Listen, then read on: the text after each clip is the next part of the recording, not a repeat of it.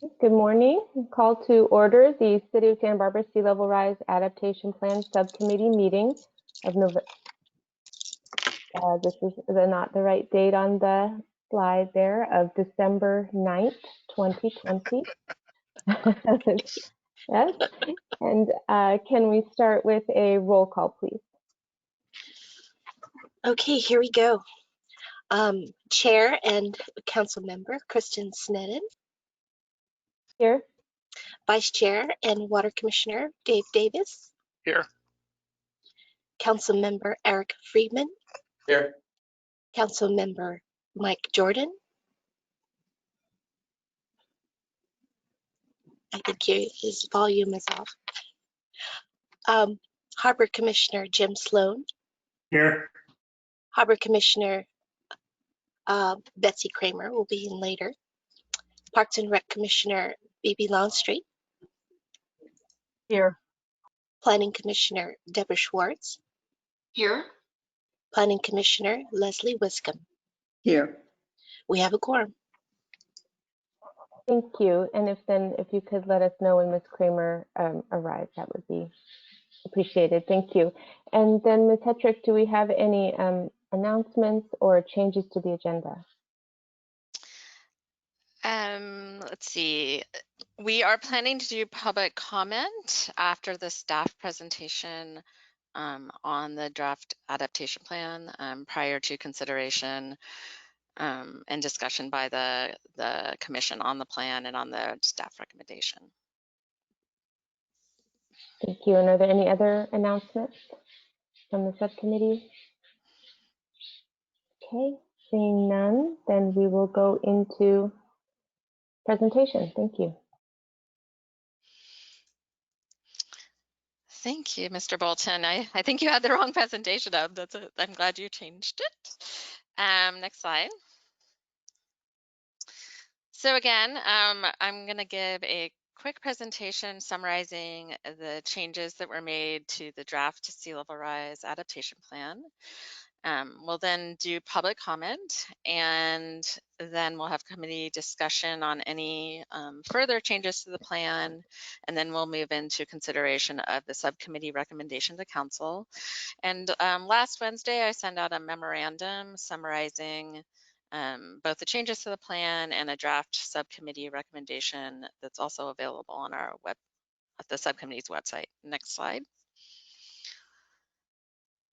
So major changes to the draft adaptation plan. We've talked about all these, but I just wanted to summarize again. We added an entire section called Section 11, Socioeconomic Analysis. It really provides a very basic, bare bones analysis for this document, with hopes that in the future we can do a more expansive analysis. That analysis did show that the demographics of the 6.6 feet of sea level rise impact area, so that's the flooding and erosion, potential flooding and erosion area that would occur with 6.6 feet of sea level rise, that the demographics as far as race, ethnicity, and age are of parcels affected in that impact area is fairly similar to the demographics of the overall city. And you can see in that socioeconomic section, it presents that data. The one exception is that the impact area has significantly more renters and less owners than the overall city. In addition, if the analysis looks at disadvantaged, low income, high minority, and low English proficiency areas in the city. And the conclusion from that analysis was that the impact area with 6.6 feet of sea level rise does contain areas that are considered disadvantaged, low income, high minority, and with low English proficiency, particularly in the lower west side and east side neighborhoods. Next slide. So I'm just going to show a few of the maps that are contained in the new section. Sorry that this legend is not very legible, but this shows low income areas within the project area, with the darkest purple being lower income, the medium purple being moderate income, and then the lighter being above moderate, and as compared to the potential impact area, which is in crosshatch. So you'll see that the downtown area north of Highway 101 is lower income, and then the lower west side and lower east side areas by the waterfront are moderate income. Next slide. This slide shows the percentage of minority in each census block as compared to the impact area. And again, we see high minority between 31 and 100% in the census blocks on the lower west side and downtown areas, in addition to high minority populations on the lower east side and the west side of downtown. Next slide.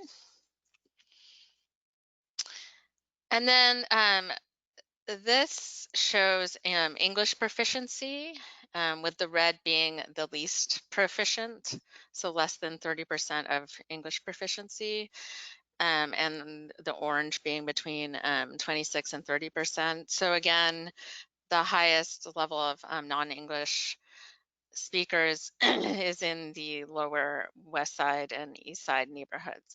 So this is a really useful thing to know moving forward with our sea level rise adaptation program, and any messaging we might need and public outreach that might occur as part of that. It's good to know that English proficiency is low in these areas.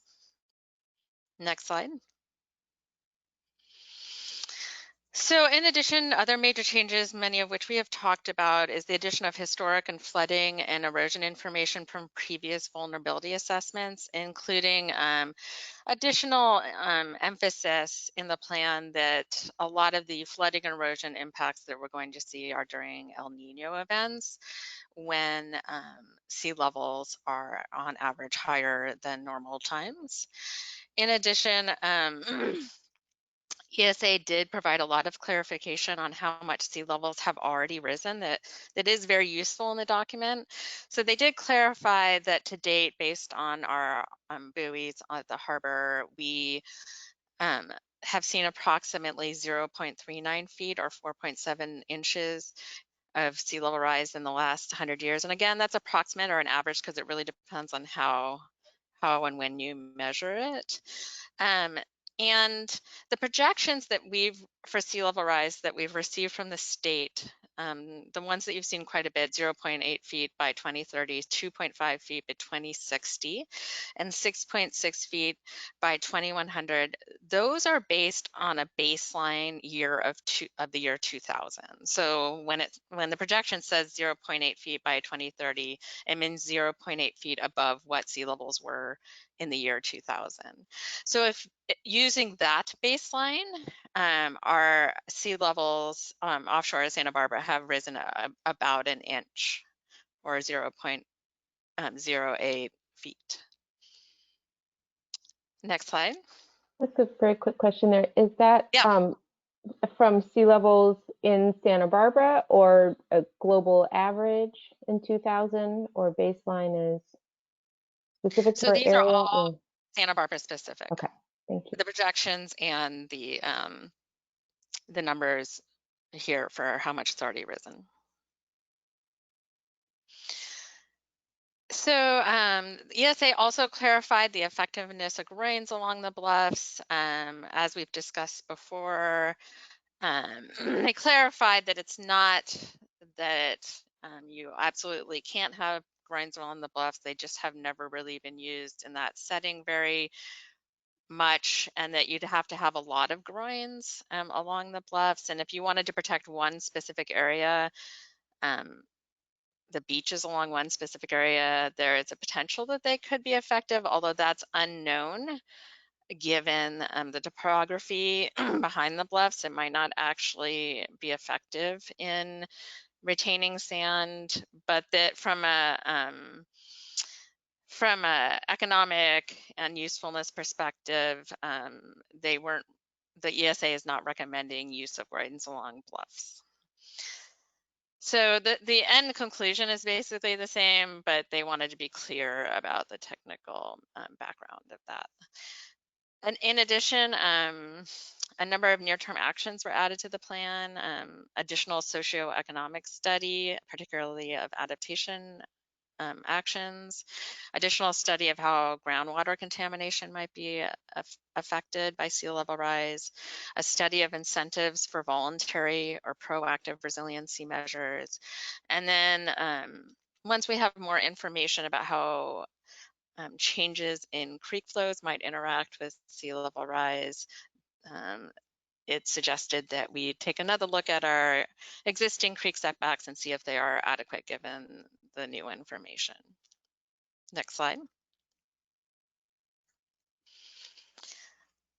So in addition, based on input from the subcommittee, we made several changes to the guiding principles. The biggest being in guiding principle 5, which is on the screen now, which starts with encourage. And as you can see, we added item C, which says adaptation strategies that benefit or minimize impacts to vulnerable populations that may have a higher sensitivity and lower adaptive capacity to hazards.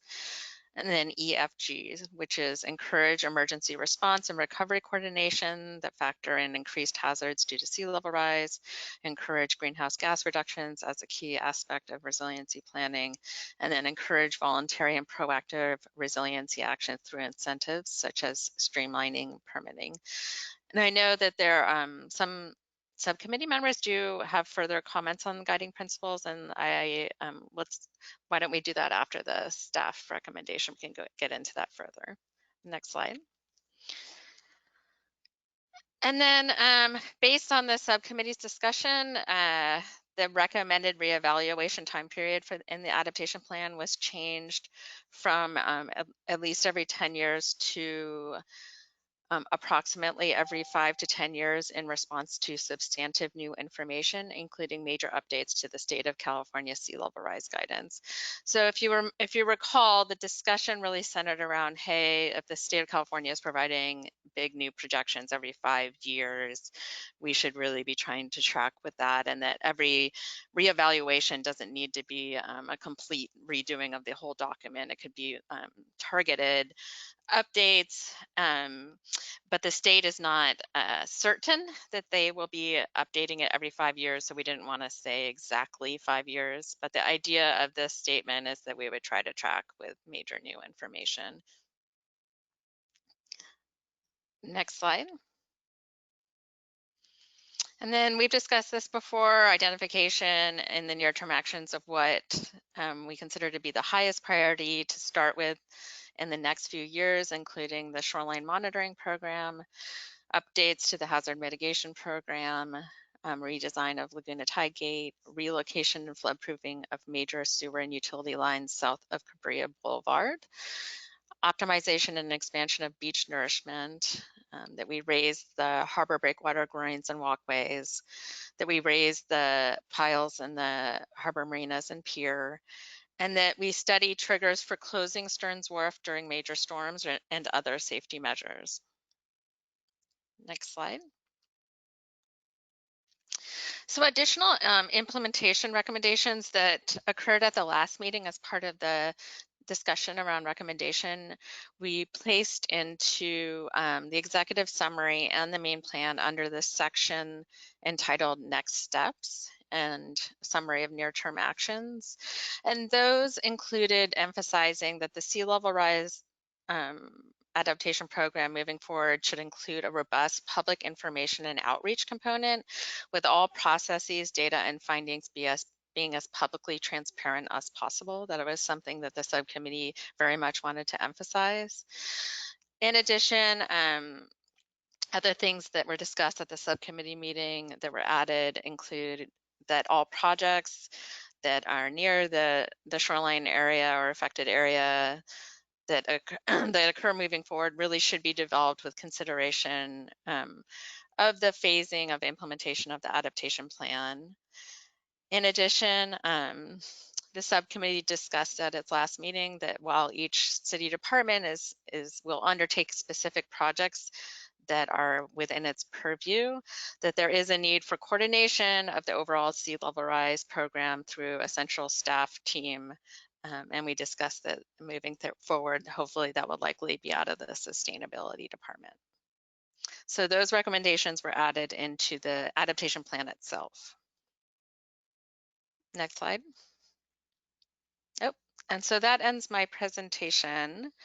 If we want to move to public comment and then move on to discussion of those items. All right, so if there's any members of the public who would like to make a public comment, the instructions are on the screen here. Please use the raise your hand icon to indicate that you would like to speak. You only need to click it once. And right now, I'm not seeing anybody with their hand raised. I'm not sure if you'd like to close public comment, Madam Chair. How many attendees are there? We currently have 2 attendees and 1 is staff. Okay. Well, then I suppose we can close public comment here, and let's reserve a time at the end to reopen, since that's when we typically have public comment. Maybe there are members of the public who are expecting that towards the end, if that's okay. I see people nodding if that's okay. Okay, so I think we can move into opening discussion. Welcome, Ms. Kramer.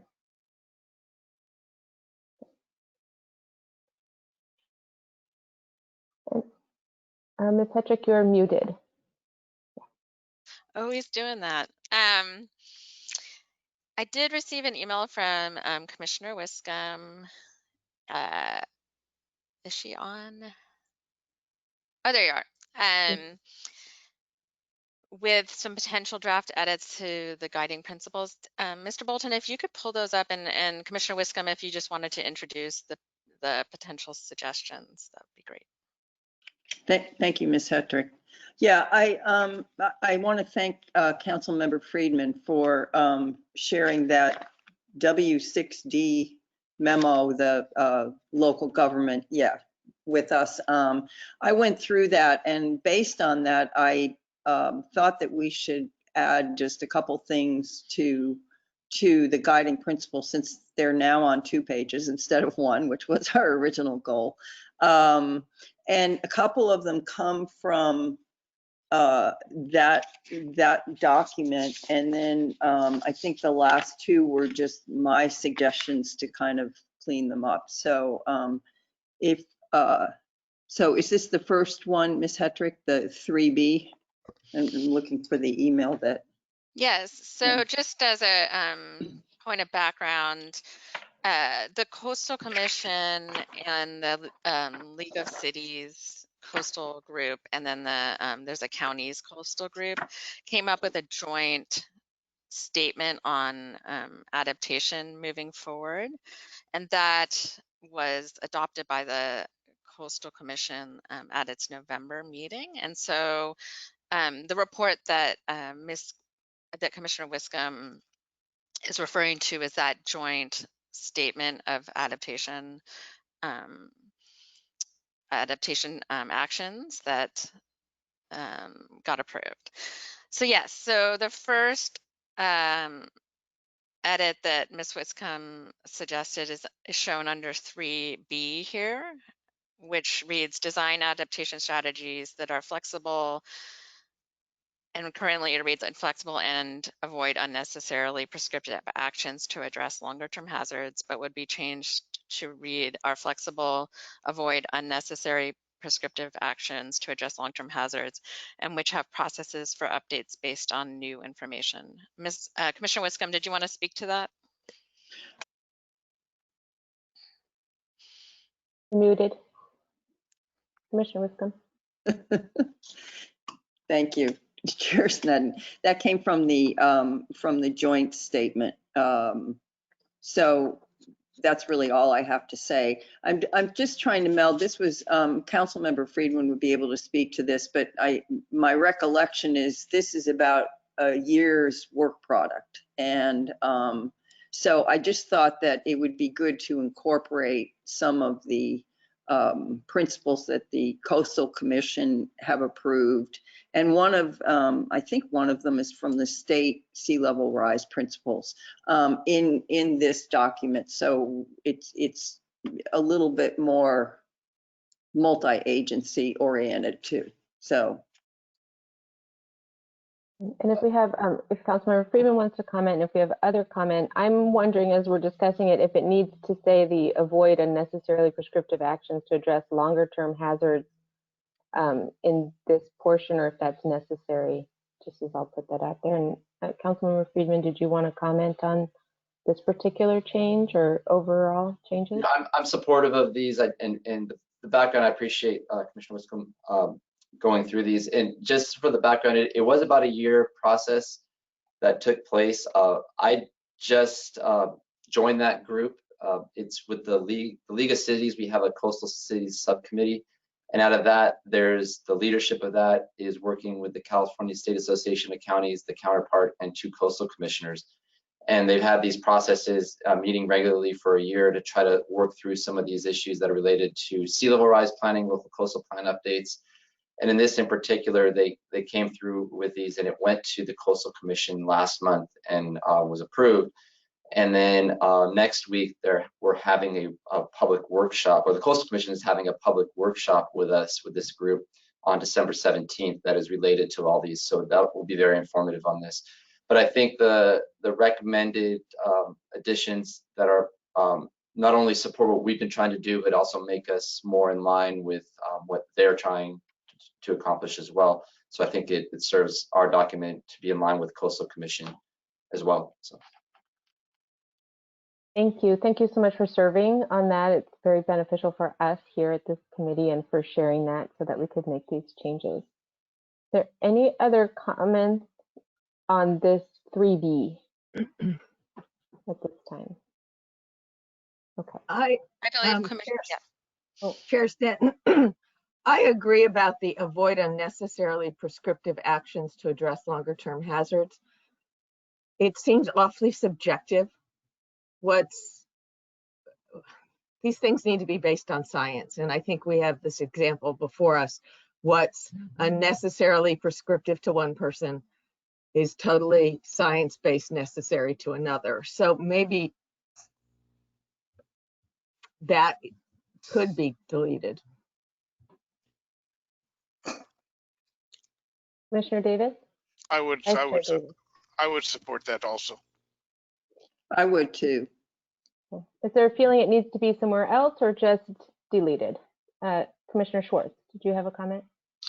No, I concur with what's been said by Commissioner Longstreet and Vice Chair Davis and Commissioner Wiscombe. Okay, so we're going to delete that. Avoid unnecessarily prescriptive actions to address longer term hazards. Are there any issues with that, Ms. Hetrick, that we're not seeing? No, so it will read design adaptation strategies that are flexible and which have processes for updates based on new information. Thank you. That works. Okay, Mr. Bolton, if you could go to the next one. I think the rest are all under this 5. Ms. Wiscombe, if you wanted to talk.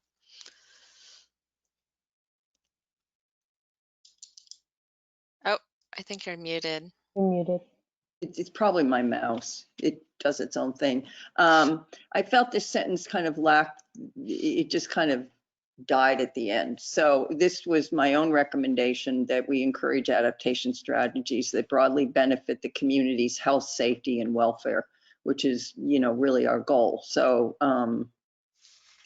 I just thought that would be appropriate and a little bit more succinct than ending it with benefit the community. And I would add to that the question if benefit is maybe protect the community's health, safety, and welfare. I'm not, benefit to me sounds like going above and beyond. I'm not sure if there are other comments on that. I see some head nodding, but let's take okay, we have a Chair Wiscombe. Okay, across the board, that looks like a thumbs up. So if we could change that to protect, is that the, okay, thank you. Commissioner Kramer, did you have a comment? Yeah, I prefer protect as opposed to benefit. And because I wonder how the marina, for instance, benefit the health, safety, and welfare of the community. Thank you.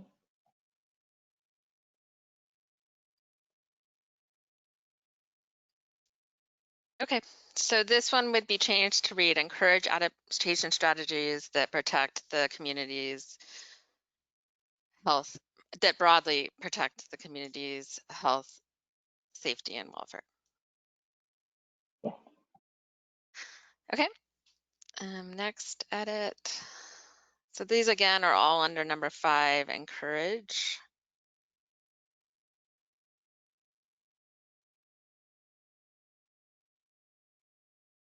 So this is a little confusing, so let me read it out loud. So the original guiding principle reads, encourage adaptation strategies that have co-benefits such as greenhouse gas reduction, resiliency to other climate change impacts, habitat protection or creation of recreational opportunities, improvements to coastal resources, or economic enhancement. And the change proposed by Commissioner Wiscombe would be to add protection and creation of recreational opportunities. Commissioner Wiscombe, did you want to speak to that? Thank you, Ms. Hetrick.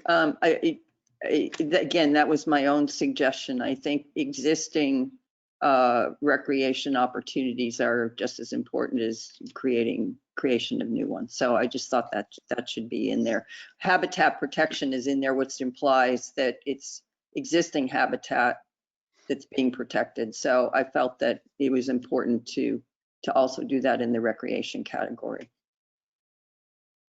Looks like we have general consensus on that. We've moved to the thumbs up. Okay. Okay, and then the last one is the addition of H. So it would read, encourage adaptation strategies and programs that build coastal resiliency partnerships. Yeah, and this goes directly back to the document that Councilmember Friedman sent. I think it's very important that, that document is totally about partnerships and working together with local governments and the state, et cetera. So I felt this was really important to put in here. It looks like we have general consensus on that as well. And thank you for the detail and attention you've put to this and in adding these in so that we could see the changes before us today. I think is very helpful. I think, are there any other discussion points on the guiding principles before we talk about any other sections?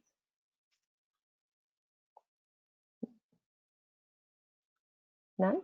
Okay.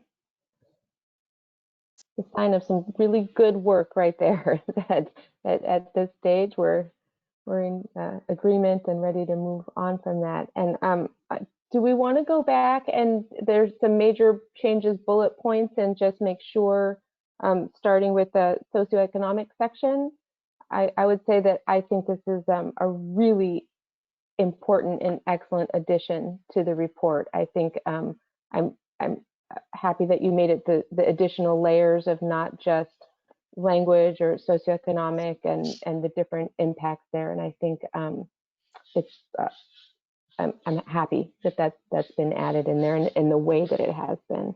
Are there any other comments or discussion on that, Commissioner Wiscombe? Yes, Chair Sneddon, thank you. I totally agree, and I think the maps are an excellent tool. They really show the impact in those areas, and I just commend staff and ESA for getting those together and putting those in there. I think they really tell a story. Thank you. And I would thank Mr. Bolton for actually creating those maps. Thank you, Mr. Bolton. Is there any other discussion on that point?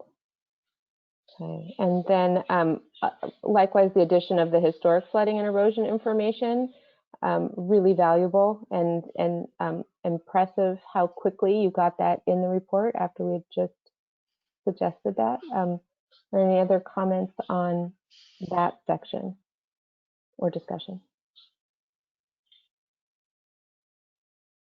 No? Okay. And then the clarification of effectiveness of groins along the bluffs. Likewise, appreciative and that clarification is in there, and I think it's very helpful. Any discussion on the detail in there, the level of detail, or anything at all in the addition of that? Okay. And then the addition of the near-term actions, I think we'd all ask for that, and I think it's nice to have them laid out in that way, and that is really makes it clear what it is that we are addressing in the highest priority. I think when we had our very first meeting, this is what we were hoping to get to, is this list of priorities and how to put them in order and recommend them to council. So I think this is essential and nicely done. And then we've discussed already the guiding principles, the major changes every 5 years seems like we all agreed on that. And then the highest priority near action plan. So any discussion at all on any of these remaining portions?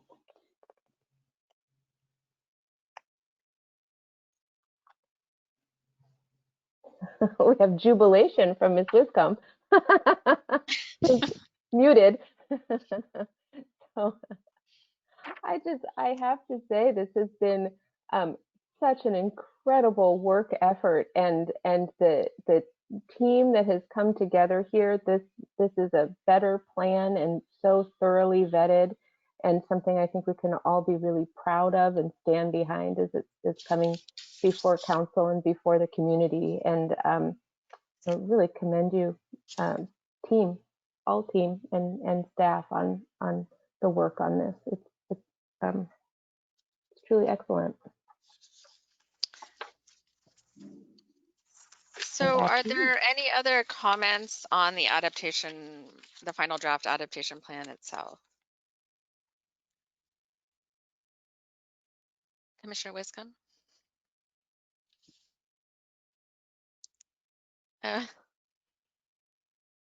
There.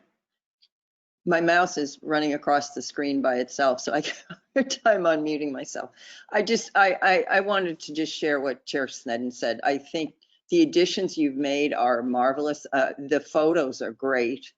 And I think that the team has worked very, very well. And I just want to commend staff for the efforts that have been put in. And you've really worked with the subcommittee and listened to our thoughts and our comments and incorporated them into the document in a great manner. So thank you very much. Thumbs up all around. And to Commissioner Davis as well, Vice Chair Davis. And do we have any public comment at this time? Has anybody decided? Or is this the time for that, Ms. Hetrick? I should ask you, I'm sorry. We're ready for that. If there's anybody who wants to comment, we can open it up again. All right, so if any members of the public wish to make a public comment, the instructions are on the screen here. You need to raise your hand, clicking the raise your hand icon in your GoToWebinar control panel, which will indicate to me that you would like to speak. Currently, I do not see any hand raised still. You might give it a second just based on the platform. Still do not see any hands raised, so back to you, Madam Chair. Thank you. I also see that as a positive sign that there's nothing too much to rail against at this moment. And if you could remind us, Ms. Hetrick, of the sort of order of operations from here on out, what it is that we are completing today and what happens next. Sure. So we put together based on we had a discussion on November 18th, you'll remember, of the components that the subcommittee wanted to see in a subcommittee recommendation to council. And so staff, based on that, have put together a draft recommendation that we'll read through in a minute and discuss whether there needs to be changes, and then the subcommittee will vote on that. Assuming that the subcommittee does approve a recommendation to approve the adaptation plan, that would be forwarded to the council, and we have tentatively put a hold on February 2nd council date to consider this action item. So at that council hearing, the council would be asked to consider adoption of the plan, initiation of an LCP amendment, and for staff to begin implementation of the Sea Level Rise program.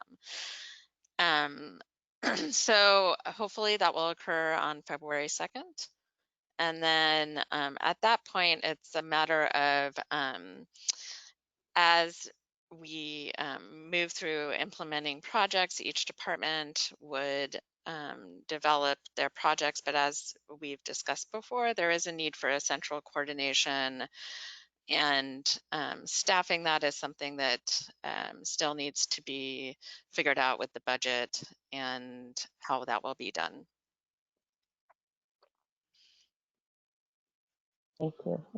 And do we want to move into the recommendation memo? Oh, Commissioner Davis, Vice Chair Davis.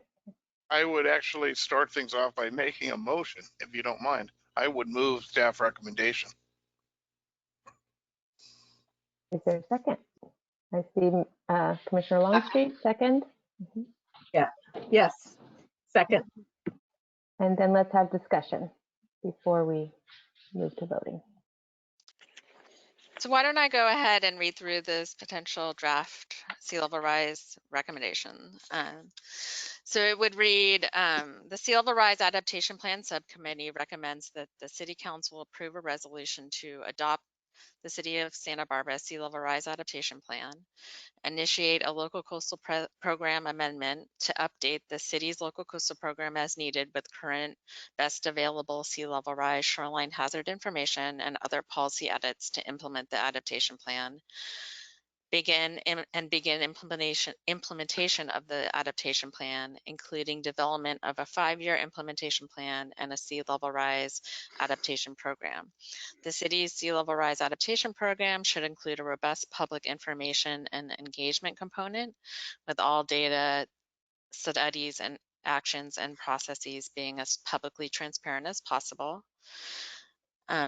And the subcommittee also recommends that City Council commit funding necessary to implement the city's sea level rise adaptation program. So again, this is staff's interpretation of the subcommittee's comments on the recommendation from the November 18th meeting.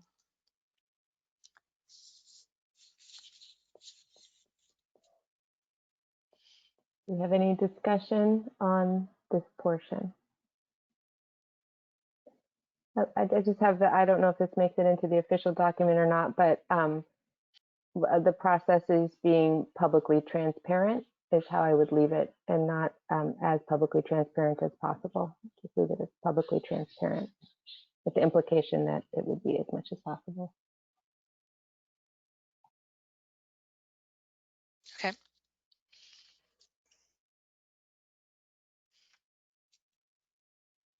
Is this our full recommendation? Oh yeah, is that Commissioner Sloan? Yeah. So what does number 2 mean? Commit funding. Can we put some definition around that? Because obviously we had some pretty big numbers in there to do some of the work, and that those numbers are bigger than we can afford right now. So I'm not sure what commit funding necessary to implement means. That depends on the time period that we're looking at. So, and as projects get developed in the near-term action list, we'll be looking for funding for those, grant funding others, but often there is a need for matching funds and capital improvement funding of those projects. So that's really on a project-by-project basis that funding might need to be considered for those projects. But in addition, the subcommittee has discussed that there is a need for staff to coordinate the overall program. And right now, there is no designated staff resources in the budget for that coordination. And so that would be something that City Council would need to consider as far as staff allocation of resources and whether additional staff is needed as part of budgetary discussions at some point. So that's where the two levels of funding would be. Commissioner Longstreet. And I see it as having just gone through the capital improvement budget at Parks and Recreation, and where at the bottom there was, what goals are we meeting? This becomes one of the city goals, and these projects are identified as meeting a goal. So that's what having it memorialized this way means to me, is that we can see where we're making projects and where we're dedicating funds.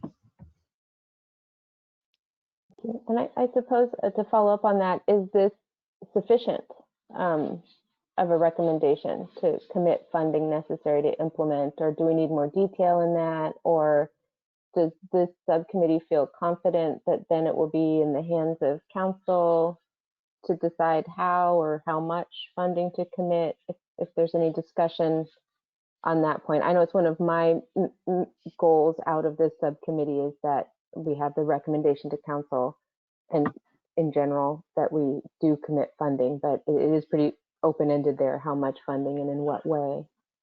But looking at it from a commission point of view, it's always in councils. And council is dedicated to looking at the current situation in any given year and allotting the money. So we can't put detail in there that isn't changed on a Tuesday afternoon. We need to have just, I think, the will of the community. Okay. And then Commissioner Kramer and then Commissioner Schwartz. Yeah, I don't know if this should be, anything should be added to this, but of course the waterfront is very different from parks. I mean, it's an enterprise fund, and now and in the past, and all these repairs and these changes have been paid for out of slip fees and rents and so forth. So I'm not sure about the city council committing funding.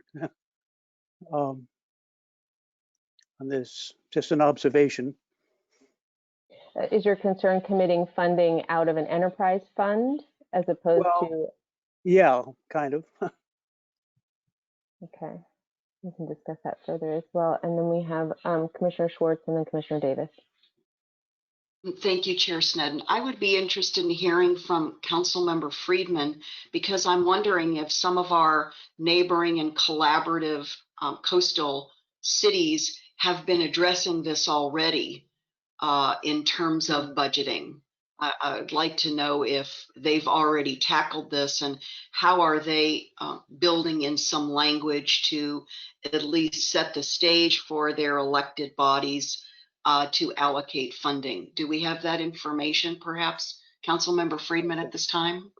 I have a very general answer, and it's more, we're kind of from where I've seen, we're at the forefront of planning. A lot of communities right now are still in their local coastal plan updates, whereas we're beyond that. And so they are grappling. At Beacon, we've been hearing presentations from the different jurisdictions locally on what their plans are. They're doing these same plans we are, their vulnerability assessments and some of the planning.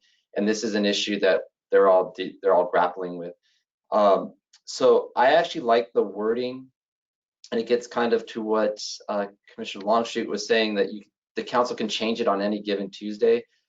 But we also want to have, if we're not going to be updating this every year, we're going to update it, as the information and times change. So it could be every 3 or 4 or 5 years. That wording is going to be consistent from Tuesday to Tuesday, from year to year. So the council can then, as budgets change, they can allocate the appropriate funding, but it's in there as a priority for them to fund it. And I think that's kind of where other communities are. And again, I don't have the specifics because they're all grappling with this issue as we are. They're all trying to understand the costs that are associated with it, and trying to come to grips with those. So that's the best answer I have right now, but I like the wording as it is from a council member's perspective, because then when it comes to council and I vote on it as a council member, I'm making a commitment to fund this based on the conditions and the budgets we have at the time. Thank you. And then Commissioner Davis, Vice Chair It's, Davis. I was going to say it's been said by Commissioner Longstreet and Councilmember Friedman. I agree with all of those comments. The council will make these decisions based on the economics and the budgets at the time and looking forward. Enterprise funds are also decided by the council based upon the economics of the day. So I'm really good with the language. Thank you. And Commissioner Longstreet. Oh, sorry, thought I saw your hand up. Okay, and so then we are comfortable then that we are committing to start at least the 5-year plan implementation, and that will be the beginning of it, and then we'll go from there. Okay, so on these recommendations, this is the final slide, Ms. Hetrick, for the recommendations, or are there more? This is the final slide. So we have a motion on the table from Commissioner Davis. Oh, Commissioner Wiscombe. Madam Chair, I just want to make sure that we are changing 1C, the last part of it, to processes being publicly transparent, correct? And did the maker of the motion and the seconder agree to that? Yeah, I had Not given a so thumbs. I had given a thumbs Oh, up. okay, I didn't see it, I'm sorry. Yeah, so I If we just can want to have a make sure verbal- what we're Excellent, voting on. verbal, yes, Yeah. verbal. And then I suppose I should double check that there isn't new public comment on this portion before we take a vote. Allison Jordan did have a question, if she could ask the commission a question. Yes. All right. So I'm going to go ahead and unmute Miss Allison Thompson. She has her hand raised now. You are unmuted, and then you will now need to unmute yourself. You can do that in the GoToWebinar control panel. And we'll go ahead and send you an unmute request as well. So if you just click the box saying okay, there you go. It looks like you're live. You'll have Perfect. 2 minutes Hi. whenever you're ready. Okay, thank you so much. First of all, I just would like to say what an excellent job you all have done. Staff, this adaptation plan was really incredible. And we so appreciate you all listening to our comments every meeting and reading our letters. I just have a kind of a quick question, something Heal the Ocean is particularly curious about. Once City Council does choose to adopt the plan, what exactly is what are the practical next steps? Does each department or each commission and committee then evaluate what the highest priority actions are for their specific jurisdiction or turf? If someone could just clarify that for me. We want to be active and involved in this whole process as it moves to each department in the city, and we want to follow it and see how each department is choosing to essentially adapt. So if someone could clarify that for me, I would really, really appreciate it. Thank you. Thank you for those comments. And Ms. Hetrick, would you like to address that question? I think it's good for the public. Sure, it's a good question. So the first step would be incorporation of the high priority items for the next 5 years and the near-term action list into the capital improvement program, getting them in there, which we have already begun to do, but will be considered as part of the next capital improvement plan that will be, I believe, considered by council in spring. And from that point forward, focus really will be on those higher priority items. But as projects and finding funding for them and getting them moving, and there will be coordination, hopefully out of the sustainability department, of tracking progress on those actions and reevaluating them. And one of the highest priorities being development of a shoreline monitoring program. And we are already in discussions with Beacon and our regional partners about seeking funding for that.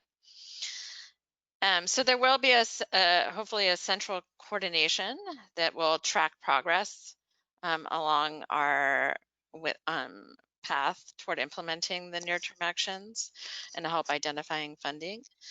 But as outlined and emphasized by the subcommittee, as new projects come in across the board for the city, the idea is that we start developing all of our projects with consideration for this plan, like we do develop our projects with consideration for the general plan and other plans that the city has. And so there might be opportunities for doing certain actions at different times. For instance, if there's a repair to something that needs to happen, it might be a good time to redesign it to be sea level rise resilient. So the idea is that we would develop that 5-year implementation program plan and keep it updated internally and report on it regularly, the actions that we're doing and any new actions that have come up and any funding opportunities.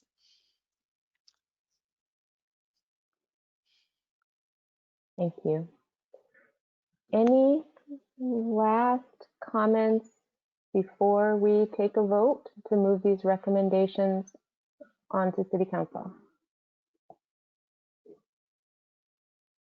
Okay, I think, could we read back what the motion is and the second, just for the record, and then we will take a vote. We don't usually vote in this committee, so I think it's a good idea. Sure. So the recommendation, as modified through the motion, would read: the Sea Level Rise Adaptation Plan Subcommittee recommends that the City Council approve a resolution to adopt the City of Santa Barbara Sea Level Rise Adaptation Plan, initiate a local coastal program amendment to update the city's local coastal program as needed with current best available sea level rise, shoreline hazard information, and other policy edits to implement the adaptation plan.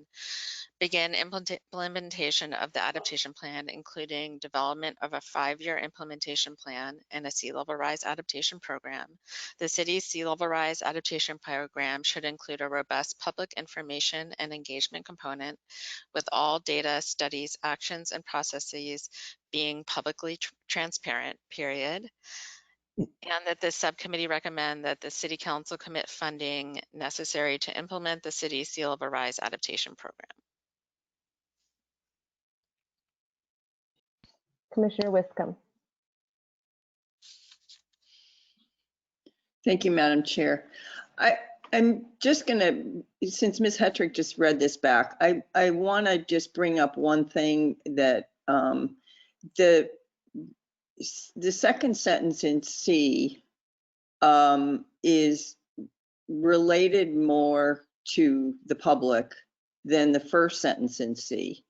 And this is 1C. And I'm wondering if we shouldn't have the second sentence, and this is just a minor point, in 1C actually as 1D, because it is about transparency in the public process. So I feel like the sentence kind of gets lost a little bit. So I don't know how my fellow subcommittee members feel about making that change, but I just think it would bring more import to that. I think it's an excellent suggestion. We have a thumbs up. Oh, go ahead. I'm sorry, Vice Chair Davis. Oh, no, you saw my thumbs up as maker of the motion. Maker of the motion agrees, as does the seconder of the motion. Commissioner Sloan, is it a hand up or a thumb up? It's a hand up. Okay. I think we need to rewrite it because A, B, and C start with adopt, initiate, and begin. And then if we went to D, it'd say the city. So I think that probably should just say should include a robust, start with should include a robust public information and engagement. Not to wordsmith it, but I think just for consistency. How about or just include, start it with. Include. Yeah, include. Good. Yeah, I think that's an idea. We just need to start with a verb. Yeah. That's perfect. You're correct. It needs to start with a verb. Another example of how it's better with all of our input. Thank you. Okay. Now I think we are ready to take a roll call vote.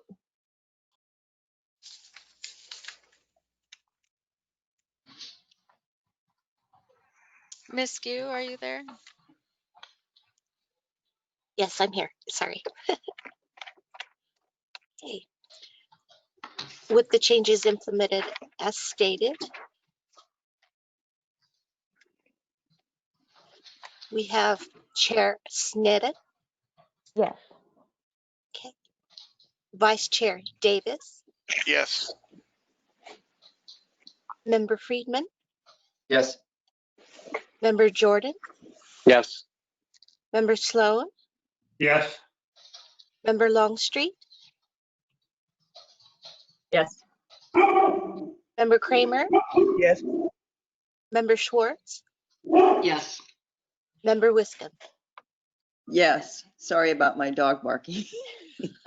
He was just excited to vote yes too. Motion passes. Congratulations on this really, really excellent work. Thank you. Is that our final item, Ms. Hetrick? It is, and I just wanted to thank the subcommittee. It's been a lot of work and a lot of time put in, and we truly appreciate your participation in development of this plan, and it's been great to have your input.